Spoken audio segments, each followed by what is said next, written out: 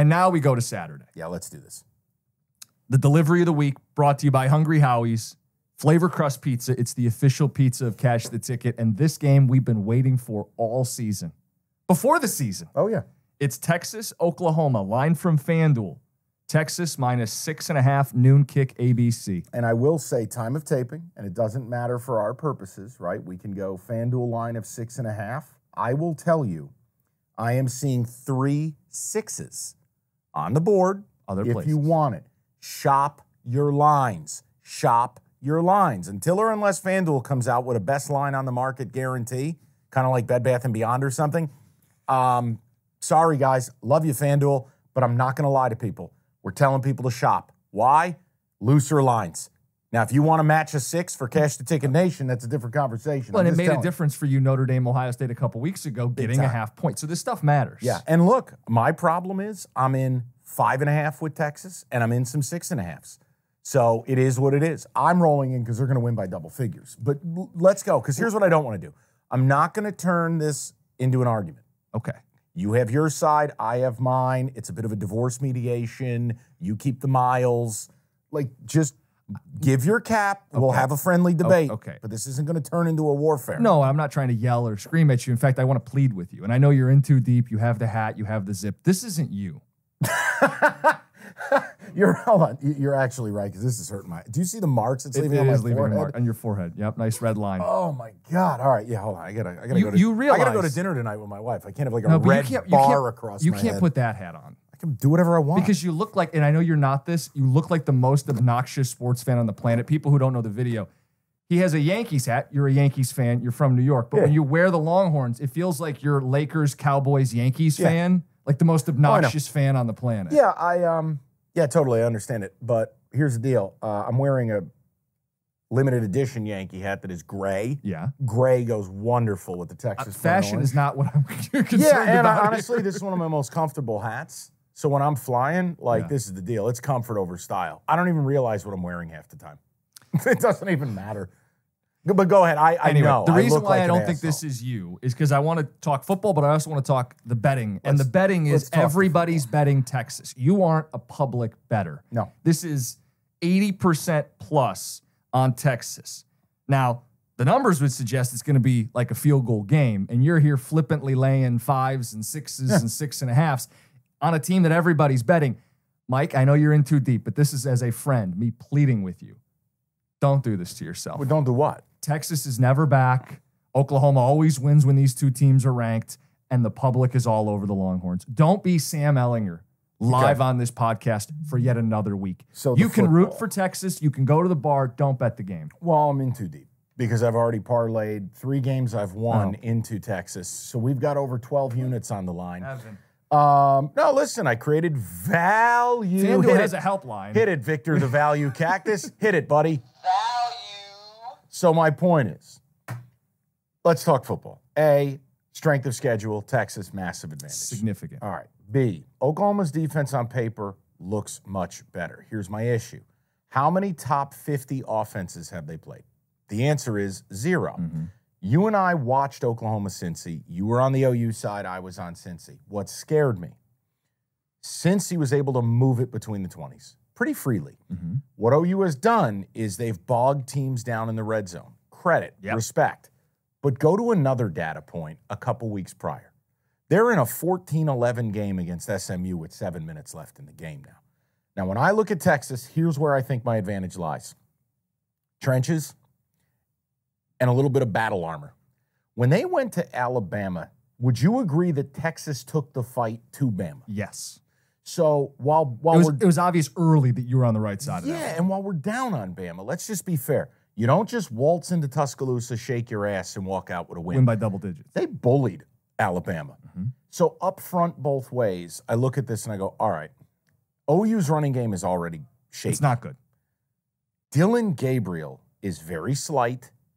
He's not battle-tested. Hey, you were texting me yesterday. He can't ride the rides. He's, what, 5'11"? You got to get that ruler out. But my point is, he doesn't have big game pedigree, and I worry. Now, you can go back. Go trace his career. Remember, he wasn't healthy for this game. Correct.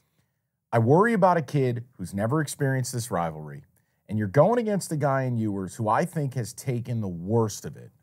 People have shredded him. He's played in high-pressure games at TCU, at night, Red River Shootout, at Bama. He's played in the moments. I think I get an advantage there. I get an advantage in the trench. Here's my other issue. When I look at the game and I go, all right, with OU, if they are essentially going to be one-dimensional from the rip, don't you look at the way Texas defense has played? They're going to create a turnover or two because they have been very good jumping routes. Remember what they did to Milroe? Obviously, Gabriel's way better. Thank you. Look, man, I think I have the better QB. I think I'm better in the trenches. I know I have the better strength of schedule. I am playing two factors, and you're going to be proven way right or way wrong, and that's the beauty of this shit. I've believed Texas was the best team in America since summer. I've been proven right thus far, which doesn't really mean dick. But my point is, OU, I think, is a paper tiger who's had a very manageable schedule. We're going to find out right away. If OU's able to protect Gabriel, and he's going to use Andrell Anthony, and what is it? Not Nick Anderson. What's the other kid out wide? He's averaging like... It's Anderson. All right, they got a Stoops, and then they got another guy. He's averaging about 24 yards a catch. I mean, it's outrageous. Yeah. If they're pass protecting, I'm going to be in trouble.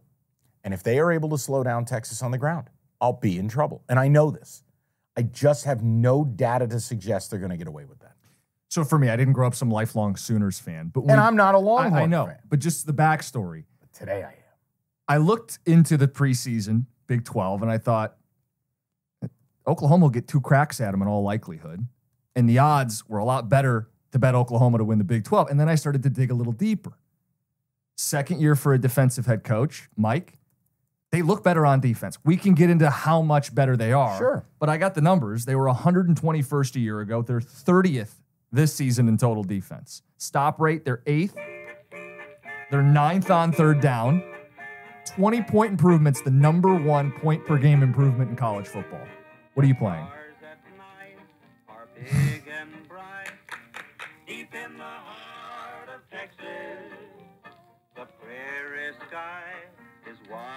Couple Oklahoma players. Okay. Couple Oklahoma players who I think are big in this game. Let's talk about it. Stutzman, their will linebacker. Stud muffin. Yep. And he was banged up against CU. Yep. UC, whatever, they suck. And he is a difference maker. They line him up all over. And then in Venables' defense, they have what's called a cheetah position. It's the hybrid linebacker safety.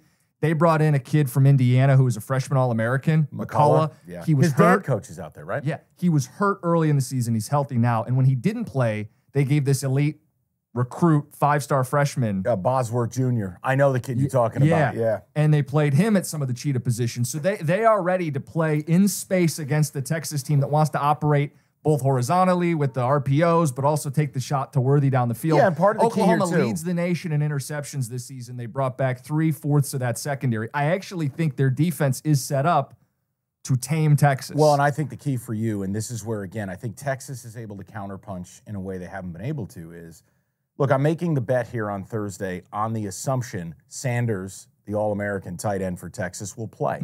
Your linebackers have a big job to stop him, but this is where Texas can counter. A.D. Mitchell on one side, Xavier Worthy on another. Well, Mitchell, they got involved a lot last week, early in the game. It was like the first 3 passes all went to him. Xavier Worthy's one of those dudes. It's a lot like Jamar Chase when he was at LSU. He just jumps off the screen. Yep. Xavier Worthy's able to take a 5-yard play, put his foot in the ground, and go. He's a blur. He's really explosive. Look, man, these are the games you live for. They're the games you love to watch. I understand. Look, Jim makes the best point of all. Win or lose, both of our Big 12 futures are in play because these teams have a great shot at rematching. I'm just a big believer right now that Texas has handled things in a business-like manner. No letdown. That shows a maturity. Dropped a bomb on the road at Baylor. Dropped a bomb on ranked Kansas. I'm going into it. And he's right. Jim's right. I'm way invested because this has been my, ride or die team since summer. And they've been very good to me so far. You're right. Now, here's what I'm going to do. This is a lesson for the people. I'm in too deep. I got units raining from the clouds if Texas wins. So what am I going to do? I am going to live trade the game. I'm going to live bet the game. So explain what that means. So I'm going to sit down and I got Texas 5.5, Texas 6.5. 3 different parlays. They're the last finisher. And they were only 2 legs. So if early in the game, Worthy OU scores a 75-yard touchdown. There you go. I'm right all over it. I'm going, all right, what are they flashing?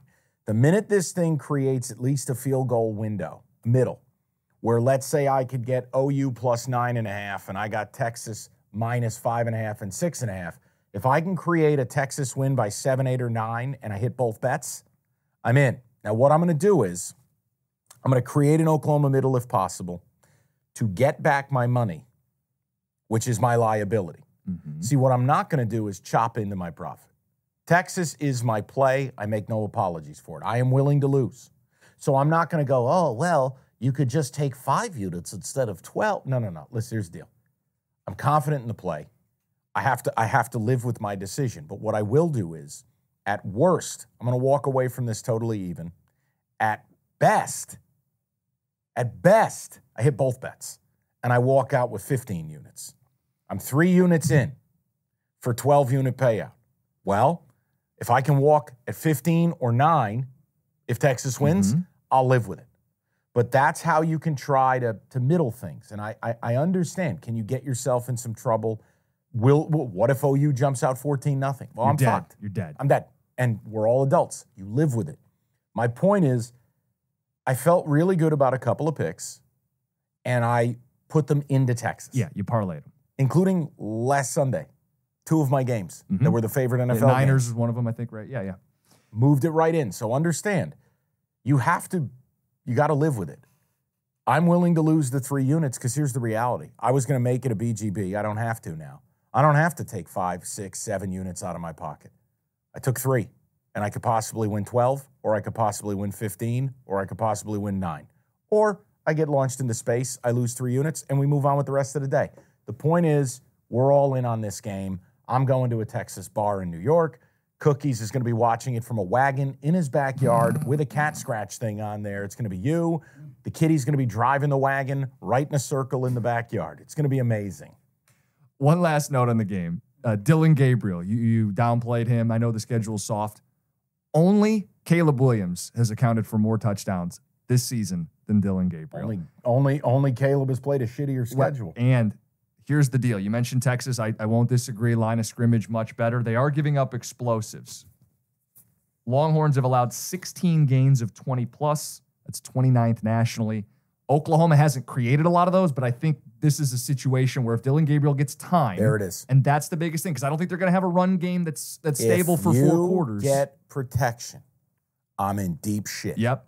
I'm banking that's not going to happen. And by the fact that you're going to be one-dimensional against a team like Texas, I just feel like that despite explosives, maybe I can create the turnover or 2. And I don't think Oklahoma's got that kind of margin. I can't wait for this game. It's going to be exciting regardless. Look, I can be happy for you if you win, and I know you'll be mad at me if I do. It'll be perfect. It'll be perfect. Carry on. Let's move to another game. We go to the next game. Clearly, we're both playing the sides on that.